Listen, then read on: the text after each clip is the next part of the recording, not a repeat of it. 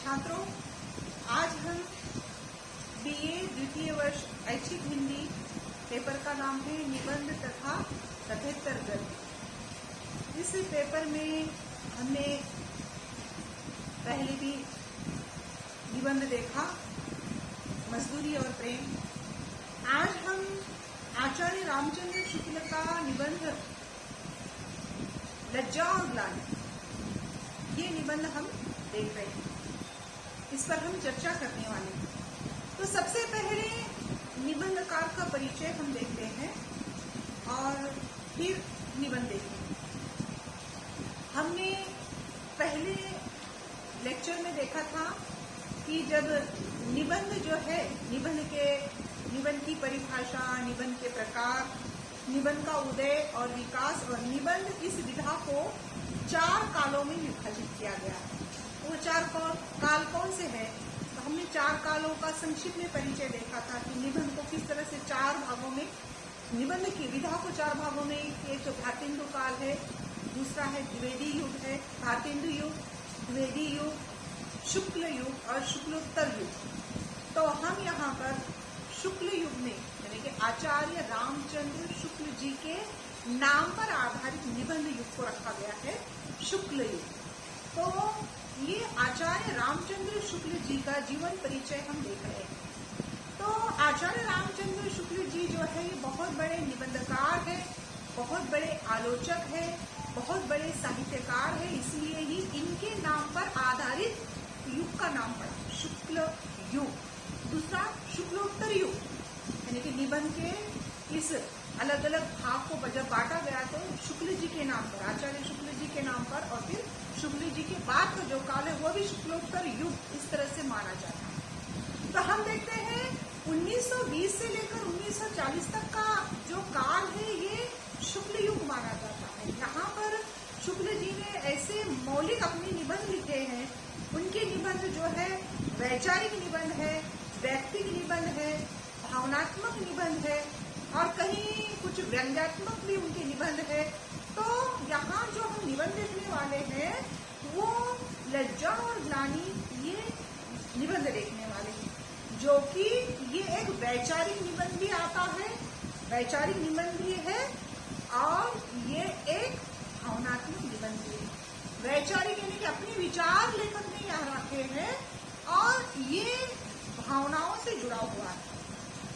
लज्जा और ग्लानि जैसे भाव जो है मनुष्य की भावनाओं से जुड़े हुए होते हैं। तो इन भावनाओं को लेकर भावनात्मक और वैचारिक निबंध यहाँ पर उन्होंने रखा है। तो ये लज्जा और ग्लानि, ये निबंध जो है, इनका संग्रह, निबंध संग्रह, जिसका नाम है चिंतामणि। चिंतामणि ये संग्रह 2 भागों में बटा हुआ है। चिंतामणि भाग 1 में इनके 17 निबंध है, उसमें संकलित। चिंतामणि भाग 1 में शुक्ल जी के 17 निबंध संकलित है और चिंतामणि भाग 2 में इनके 3 निबंध संकलित। तो ये इनका बहुत ही प्रसिद्ध, बहुत ही मौलिक ये संग्रह है, इसका नाम है चिंतामणि। और उस 17 निबंधों में से एक निबंध यहाँ पर लिया गया है लज्जा और ग्लानि। लज्जा और ग्लानि ये निबंध पाठ्यक्रम में रखा हुआ है हमारे। और वैसे शुक्ल जी के सभी निबंध जो है वैचारिक होते हैं, भावनात्मक होते हैं और बहुत ही मौलिक होते हैं। लेकिन चिंतामणि में इन्होंने जितने भी निबंध लिखे हैं ये अधिक से अधिक वैचारिक तो है ही, लेकिन भावना प्रधान, भावनात्मकता को लेकर लिखे गए ये निबंध। तो इनका ये जो निबंध है यहाँ पर लज्जा और ग्लानि, ये जो निबंध है ये मनुष्य के अंतर्मन में जो भाव विलीन रहते हैं और वो समय आने पर उभरते हैं, उन भावनाओं को उभारने का, उन भावनाओं को स्पष्ट करने का लेखक ने काम किया। वैसे तो सबसे पहले हम लेखक का परिचय देख रहे हैं। तो लेखक के निबंधों की भाषा बहुत ही परिमार्जित है, बहुत ही तत्सम इनके शब्द होते हैं। तत्सम का मतलब होता है कठिन शब्द। हमारी हिंदी के शब्द 2 प्रकार के होते हैं, तत्सम भाषा, तत्सम शब्द और तद्भव शब्द। ये ये जानना आप लोगों के लिए बहुत जरूरी है। तत्सम का मतलब क्या है, तत्वों का मतलब क्या है। तो तत्सम भाषा या तत्सम शब्द उसको कहते हैं, यानी कि आचार्य रामचंद्र शुक्ल की साहित्यिक भाषा तत्सम।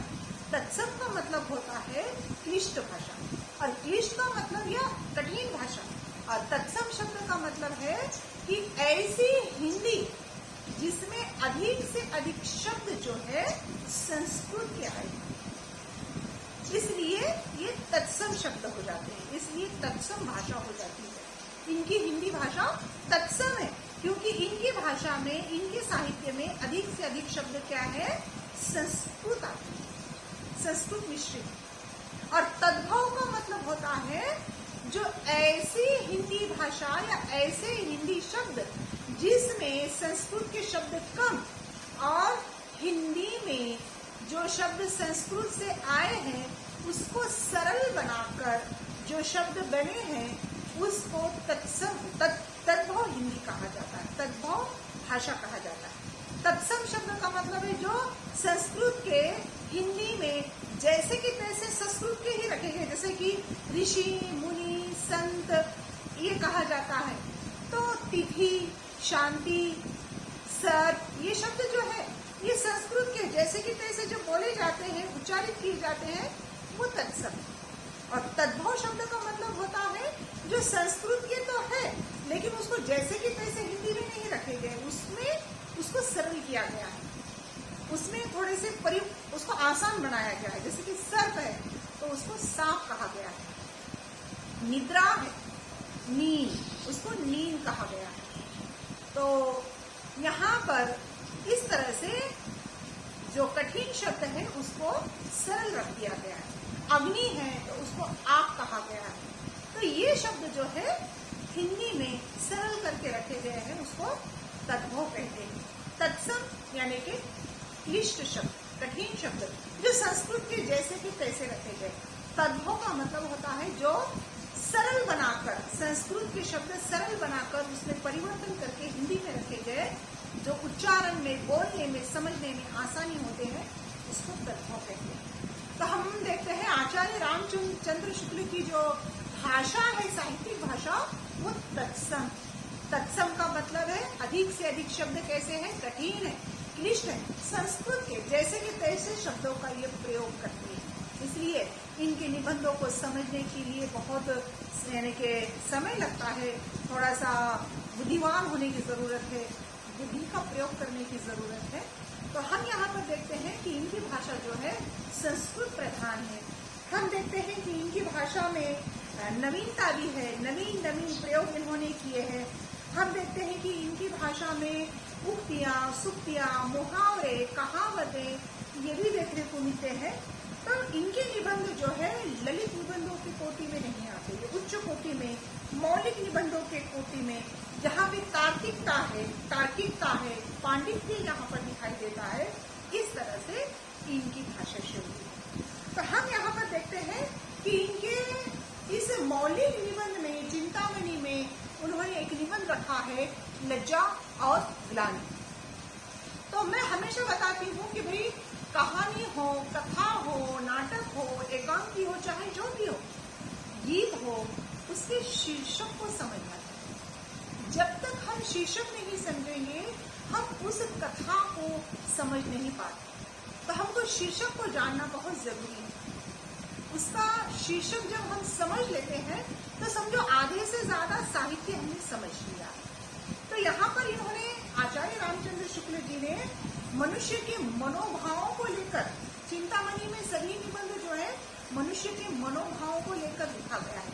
तो मनुष्य के मनोभाव क्या होते हैं ये हम पहले जानेंगे। मनुष्य के मनोभाव किसे कहते हैं? तो हम देखते हैं कि हमारे अंतर्गत, मनुष्य के अंतर्गत ऐसे कई मनोभाव, 33 मनोभाव कहा जाता है।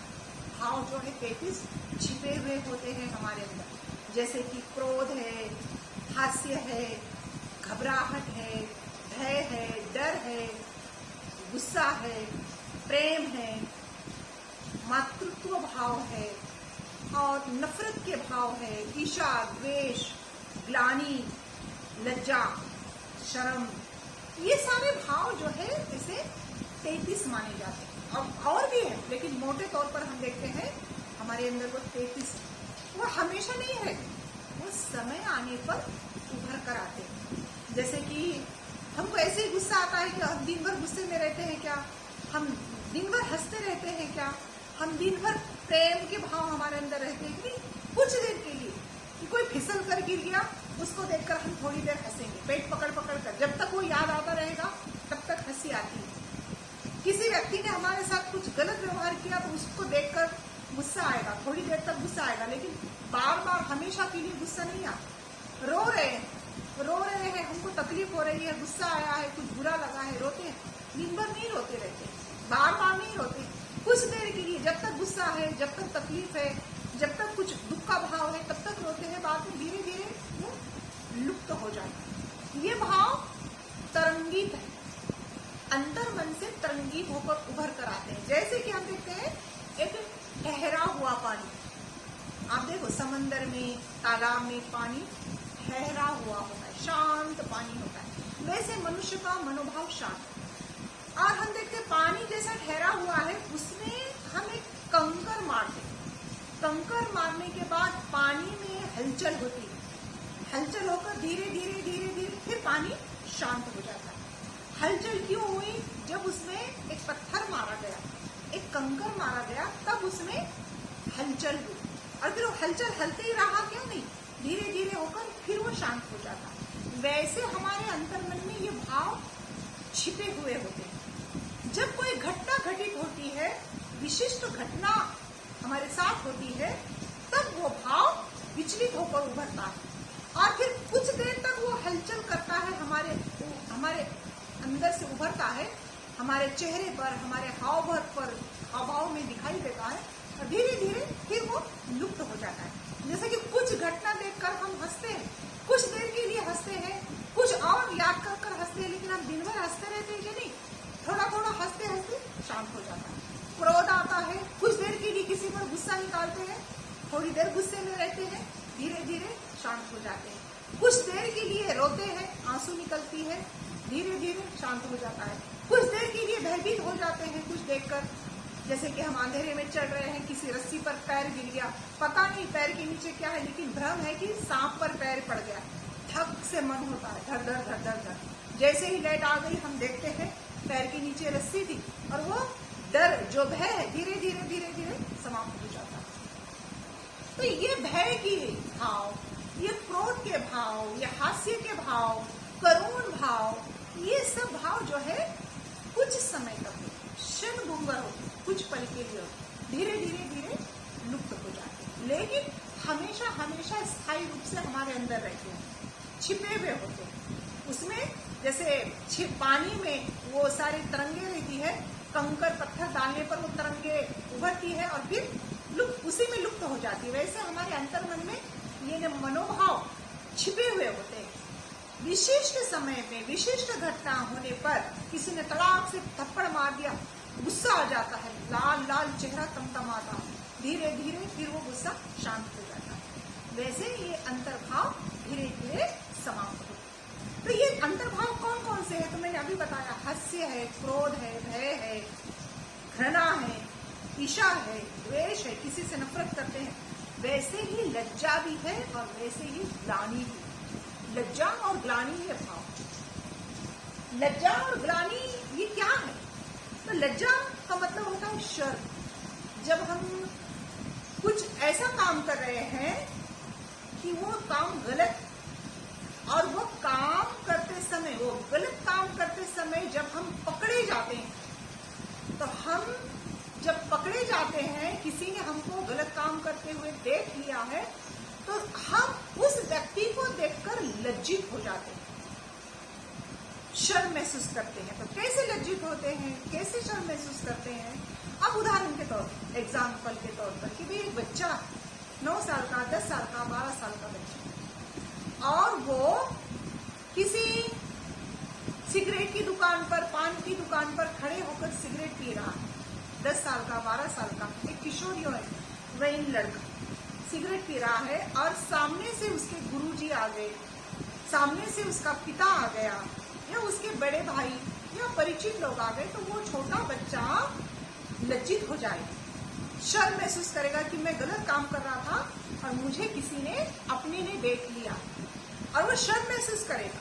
ये लज्जा के भाव जब उभरेंगे, जब वो व्यक्ति उसको देखेगा, उसका पिता देखेगा, उसका गुरुजी देखेगा, टीचर देखेगा, उसका बड़ा भाई, माँ, बहन, आस पड़ोसी, कोई भी देख ले, और अगर किसी ने नहीं देखा तो उसकी लज्जा के भाव उसके अंदर आने वाले नहीं, क्योंकि उसकी ये गलत काम को किसने पकड़ा ही नहीं, उसके करने वाले गलत काम जो है वो पकड़ा ही नहीं गया, गलत काम करता हुआ वो पकड़ा नहीं गया, इसलिए उसके अंदर लज्जा के भाव, शर्म के भाव आएंगे ही नहीं। शर्म के भाव कब आते हैं? जब वो पकड़ा जाए। तो ये लज्जा, ये भाव जो है इंसान के अंदर, इंसान को सुधारती नहीं है, बिगाड़ती। क्योंकि अगर से वो एक बार पकड़ा नहीं गया तो वो डटकर दोबारा फिर सिगरेट पिएगा, फिर नहीं पकड़ा गया तो तीसरी बार। तो यहाँ मैं सिर्फ सिगरेट का उदाहरण दे रही हूँ, उसकी जगह चोरी हो गया है, उसकी जगह ड्रग्स हो गया है, उसकी जगह कुछ भी गलत काम हो सकता है कि जो हम अपनों से छीन कर वो कर रहे हैं, और जब पकड़े जाते हैं, रंगे हाथ पकड़े जाते हैं, तो हम डर तो जाते हैं, लेकिन लज्जा का भाव कि भाई ये सामने वाला मेरे बारे में क्या सोचेगा, सामने वाले के मन में मेरे विषय में क्या धारणा निर्माण है, मेरे बारे में गलत धारणा कि भाई वो लड़का सोचेगा कि ये मेरे गुरुजी ने, मेरे टीचर ने तो मुझे सिगरेट पीते देख लिया, वो क्या सोचेंगे, मुझे आवारा लड़का समझेंगे, बदमाश लड़का समझेंगे, मुझे आजकल के बच्चे बिगड़ा हुआ बच्चा समझेंगे। ये सामने वाले की धारणा मेरे बारे में क्या हो, वो मुझे बुरा समझेगा, ये सोचकर उसको लज्जा आ जाए।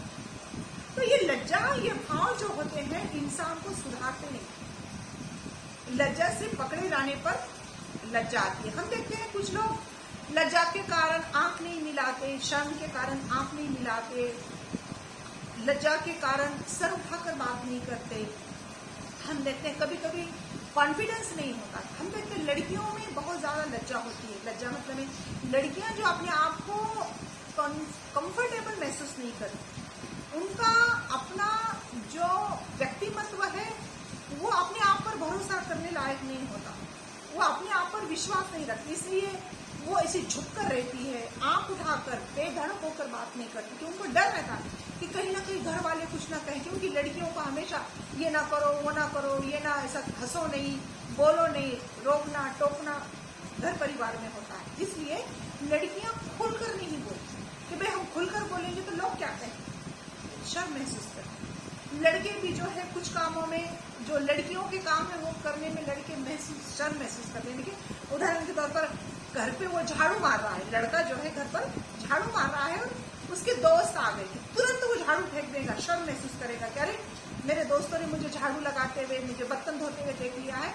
अब पूरे गांव भर में मेरी बेइज्जती करते फिरेंगे कि ये तो घर में लड़कियों के काम करते फिर रहा है, यानी कि मुझे लड़की की उपाधि दी जाएगी, उपहास किया जाएगा। इस तरह से यानी कि ये कामों के लिए लेकिन हम शर्म महसूस करते हैं, लज्जा महसूस करते हैं। ये लज्जा और ग्लानि, ग्लानि का मतलब, लज्जा में और ग्लानि में बहुत बड़ा अंतर है।